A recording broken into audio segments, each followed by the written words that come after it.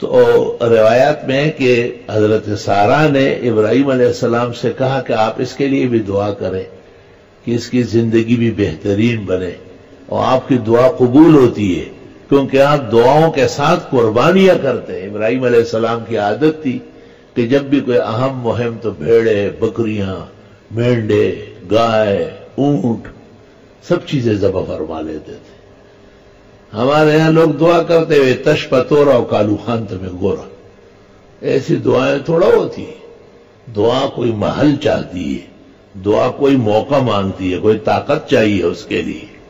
اس لیے تو لوگ کہتے ہیں فردوں کے بعد دعا، افطار کے وقت دعا۔ تو افطار کے وقت دعا کس کی ہوتی ہے؟ جو سارا دن بھوکا پیاسا رہا اور روزے سے رہا ہو۔ سحری کے وقت کی دعا، اندھیری رات کی دعا، میدان جہاد کی دعا، صفوف القتال کی دعا، یہ وہ چیزیں ہیں جس پہ زور صرف ہوا ہے۔ قرآن شریف میں اللہ نے انبیاء و مرسلین کا ذکر کیا ہے تفصیل سے سورہ انبیاء میں، اور یہ بھی ساتھ ساتھ ہے کہ ان کی دعائیں قبول ہو گئی۔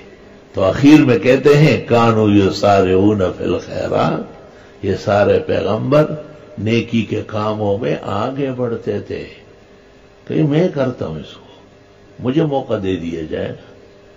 مسارعہ اس کو کہتے ہیں کہ اس کو کہ آپ رہنے دیں، میں کرتا ہوں۔ یہ کانوا یسارعون فی الخیرات، خیرات اور حسنات میں بہت آگے تھے۔ وَيَدْعُونَنَا رَغَبًا وَرَهَبًا، خوشی میں بھی ہم کو پکارتے تھے، تکلیف کے وقت بھی ہم سے مدد مانگتے تھے، کسی مشرکانہ و مبتدعانہ خیالات کے شکار نہیں تھے۔ وَكَانُوا لَنَا خَاشِعِينَ، ہم زندگی ہم سے ڈرتے تھے۔